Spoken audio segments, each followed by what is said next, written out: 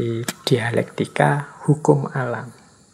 Nah, nanti kelanjutannya yin dan yang itu ketemulah namanya wu wei. Jadi wu wei itu kegiatan kita yang mengalir bersama alam. Kita ikuti ritme yin dan yang dialektika alam semesta. Jadi ya, dalam falsafah Tiongkok dikenal istilah wu wei. Bukan yang 5 unsur tadi. Kalau wu wei itu secara harfiah artinya tidak memiliki kegiatan atau tidak berbuat apa-apa. Maksudnya tidak berbuat apa-apa itu mari kita hidup tanpa dibuat-buat. Kita hidup yang wajar saja, tidak sembrono, sesuka kita, tidak melihat ritme alam, tapi juga tidak palsu. Seseorang silahkan mengalir saja dengan ritme kodrat alami kehidupan ini. Jadi kita jalani hidup secara alami, tanpa ketegangan, dengan sederhana, dengan bebas. Tidak melakukan sesuatu yang sia-sia, tidak ada gunanya. Apalagi melakukan sesuatu yang hanya untuk dipamerkan saja. Sama sekali tidak ada gunanya. Ini namanya wu wei.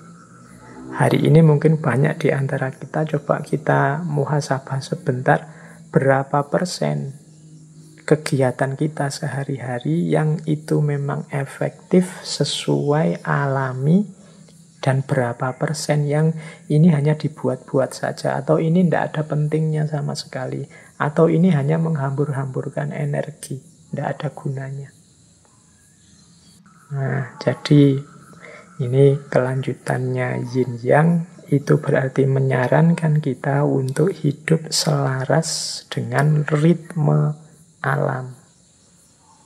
Baik ritme yin maupun ritme yang. Kita pahami perjalanannya, kita ikuti dengan cara hidup secara alami.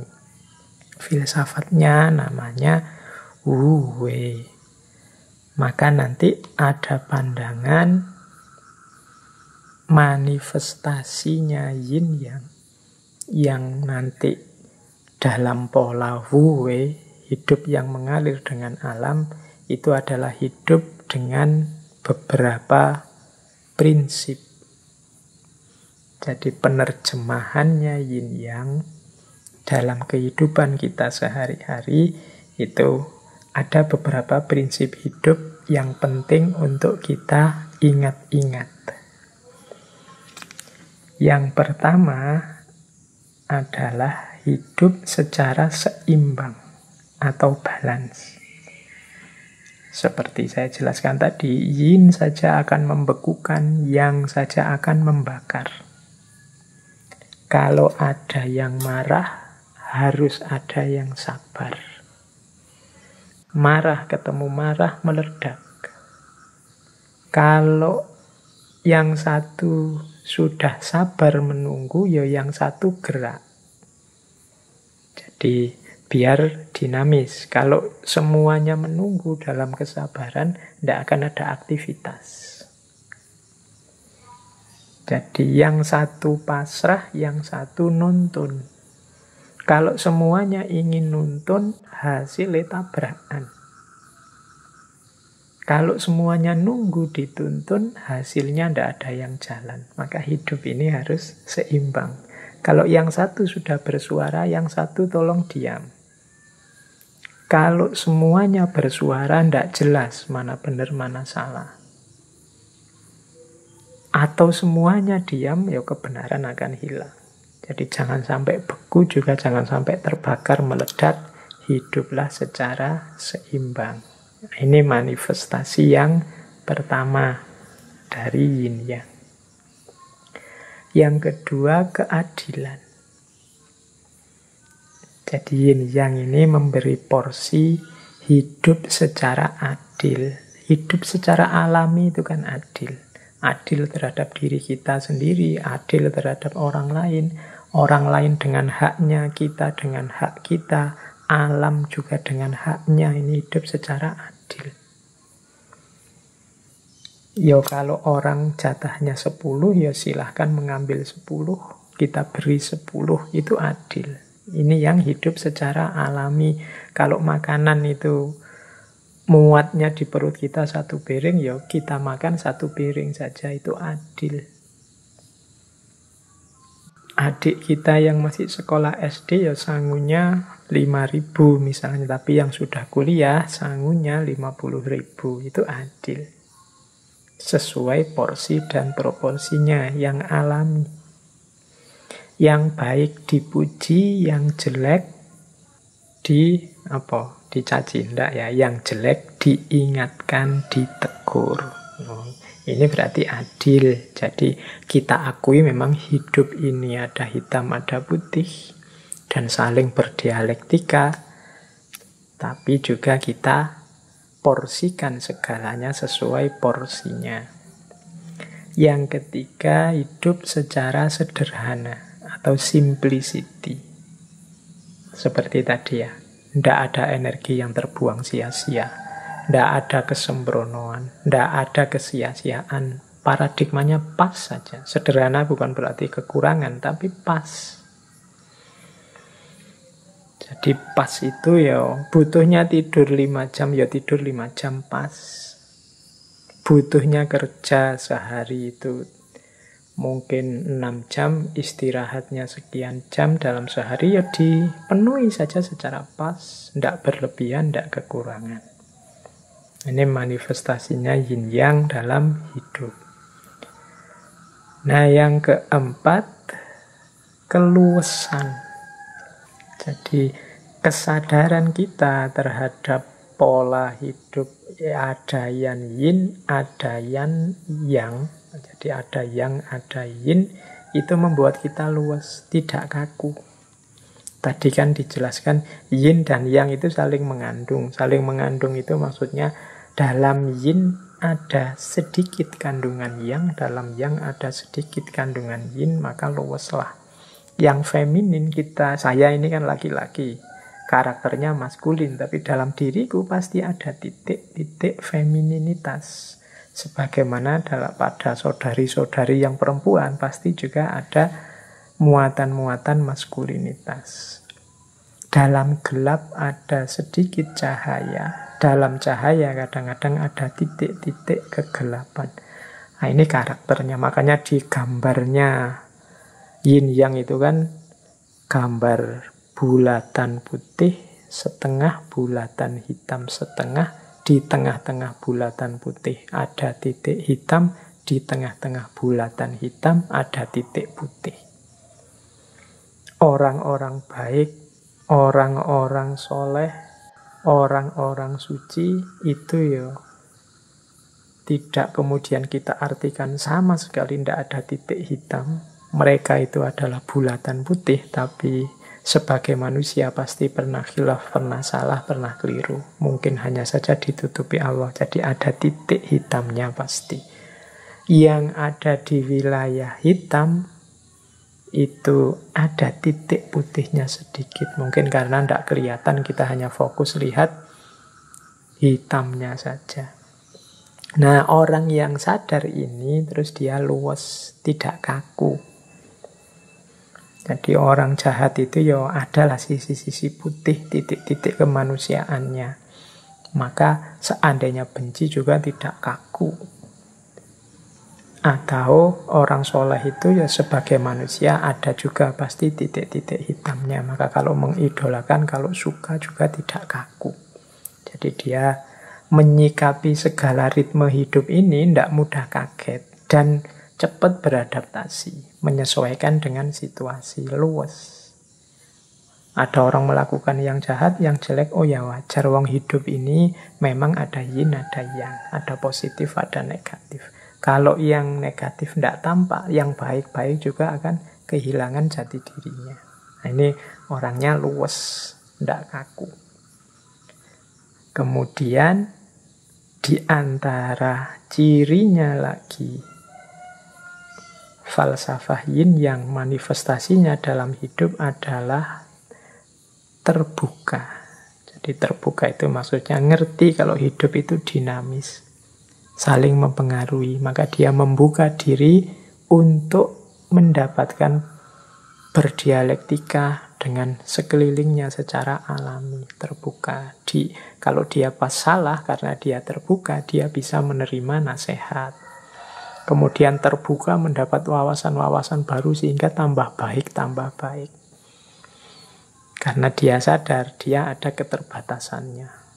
Meskipun aku ada di wilayah putih, aku punya titik hitam juga yang entah aku sadari, entah tidak. Kalau aku terbuka, maka semakin meningkat. Mungkin titik-titik hitamnya semakin berkurang. Dapat masukan-masukan baru. Kalau aku tertutup, ya selesai. Yang hitamnya tetap hitam. Apalagi yang ada di wilayah hitam. Maka orang yang sadar hukum yin dan yang, itu biasanya malah luwes dan terbuka. Dan yang terakhir, gembira. Jadi gembira itu berarti mampu menikmati hidup ini. Jadi ada apapun yang terjadi, baik sehubungan dengan dirinya maupun sehubungan dengan alam, dia tidak terpengaruh, dia tidak mengeluh, dia tidak komplain, protes, tapi pertama-tama dia bisa menikmati, bergembira. Karena sadar, ya itulah alam. Karena kemarin kita rusak sehingga tidak seimbang, akhirnya kita nikmatilah sekarang mungkin beberapa kesulitan hidup. Ya wis resiko nih, mau gimana lagi. Jadi dia bisa menerima ya, meskipun ya berlanjut dengan tadi menyikapinya dengan adil, dengan luwes, dengan terbuka, dengan sederhana. Tapi hidupnya orang yang mengerti ritme alam yang yin dan yang ini, kecenderungannya dia gembira. Orang gembira itu ya mudahnya orang yang mau bersyukur terhadap hidupnya. Tidak seperti sindiran Al-Quran pada kita, kan Al-Quran menyindir kita, manusia itu khuliqa halu'a, diciptakan selalu berkeluh kesah. Apapun yang dialami, dia selalu berkeluh kesah. Nah, cara mengatasinya apa? Ya, Al-Quran kan mengingatkan kita punya karakter itu. Mari kita pahami ritme alam, kita pahami mode-mode hukum alam, termasuk yin dan yang ini, sehingga kita hidupnya tidak mudah galau. Apapun yang kita alami. Misalnya, wah nilaiku kok jatuh ya semester ini, ya wajar sih semester ini aku males belajar, ya mesti saja. Terus nilainya jatuh. Ada ritmenya, ada hukumnya, sehingga kita tidak mudah kaget. Oke, jadi ini berarti apa? Cara kita menerjemahkan yin yang dalam hidup itu antara lain dengan cara hidup yang seimbang. Hidup secara adil, sederhana, luwes, terbuka, dan gembira. Baik, kita lanjutkan. Ini masih setengah jalan kita menjelaskan tentang yin yang. Nah, selanjutnya ini saya menemukan cerita rakyat atau folklore yang menjelaskan tentang yin dan yang.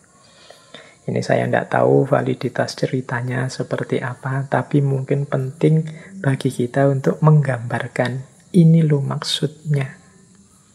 Cara kita menyikapi situasi yin dan situasi yang. Jadi saya bacakan ya ceritanya, mumpung ini ngajinya malam-malam. Siapa tahu setelah saya cerita teman-teman bisa tidur nyenyak.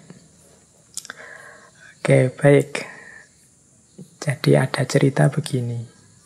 Ada dua orang sahabat, namanya Yin dan Yang. Mereka ini intelektual, jadi dikenal sebagai orang yang pandai, berbudi luhur, berjiwa besar, penuh dengan kasih sayang. Dua orang ini tokoh atau sebut saja pendeta dari Taoisme. Nah, mereka ini berteman dekat, wong yo sahabat. Hanya saja dua orang ini punya pemahaman yang berlawanan terhadap ajaran Taoisme. Ya karena dekat, saling bersahabat, ketika punya pendapat yang kontras, ya mereka terus jadi sering diskusi, sering beradu pendapat, siapa yang pemahamannya paling benar. Dan ya karena sama-sama pinter, sama-sama punya argumen, diskusi ini tidak selesai-selesai. Masing-masing kukuh dengan pandangan dan prinsipnya sendiri-sendiri. Sampai dua-duanya sama-sama capek. Terus Yin berkata, kamu itu tidak paham saya. Seandainya engkau adalah aku, tentu engkau bisa paham maksudku yang aku inginkan, yang aku sampaikan. Yang juga terus jawab begitu. Iya, kamu juga tidak ngerti aku sih. Coba kamu jadi aku. Mungkin engkau paham apa yang aku inginkan, apa yang aku maksud. Tapi ya terus gimana ya kita bisa bertukar diri? Nah, akhirnya mereka gini aja lah. Kita kan tidak bisa yang yin jadi yang jadi yin. Begini saja. Sekarang kita sepakati.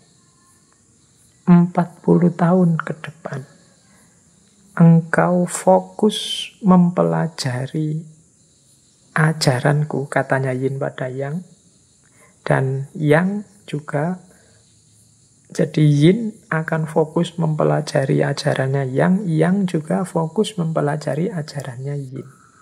Jadi dibalik. Misalnya yin itu pendapatnya A, maka sekarang yang coba tahun-tahun ke depan fokus mengkaji A saja. Yang juga begitu. Dia fokus mempelajari A-nya yin, yin juga mempelajari B-nya yang. Kalau yang itu misalnya pendapatnya B. Jadi saling mempelajari. Ini terus diputuskan 40 tahun ya. 40 tahun mungkin cukup lah. Aku ngerti pendapatmu dan kau ngerti pendapatku. Nah, mereka ini karena sudah sepakat, sungguh-sungguh, ya mereka terus belajar, mendalam. Serius. Selama 40 tahun mereka sungguh-sungguh belajar. Bukan belajar untuk mencari kesalahannya, tapi memang sengaja belajar untuk ngerti maksudnya. Kadang-kadang kan kita kalau sedang ada urusan ingin berdebat atau menjatuhkan pandangan yang lain, kan fokus kita adalah mencari salahnya pendapat yang lawan kita. Tapi ini ndak pakai pola itu, yo belajar apa maksudnya pendapatnya lawannya, yin dan yang ini. Nah, setelah 40 tahun, ini sudah sama-sama tua ini. Mungkin sudah sama-sama sangat kangen. Semula bersahabat, sekarang terpisah 40 tahun untuk mengkaji ajarannya sahabatnya. Nah, begitu 40 tahun, mereka kemudian datang ke tempat yang sudah dijanjikan. Nah, mungkin teman-teman menebaknya, wah ketemu itu sudah langsung diskusi lagi panjang lebar. Ternyata begitu bertemu, mereka hanya saling memandang, saling tersenyum, kemudian saling berpelukan dan berkata, saudaraku, engkau selalu dalam diriku, dan aku ada dalam dirimu. Sejak saat itu, tidak ada lagi diskusi-diskusi. Lewat pelukan itu saja, dua-duanya sudah saling memahami. Tidak harus susah payah menjelaskan, susah payah merumuskan, mencari. Mereka sudah saling paham, begitu bertemu, saling tersenyum, kemudian saling berpelukan. Silahkan teman-teman menarik kisah rakyat ini dengan bagaimana cara kita menyikapi yin dan yang dalam hidup. Ada yang positif, ada yang negatif.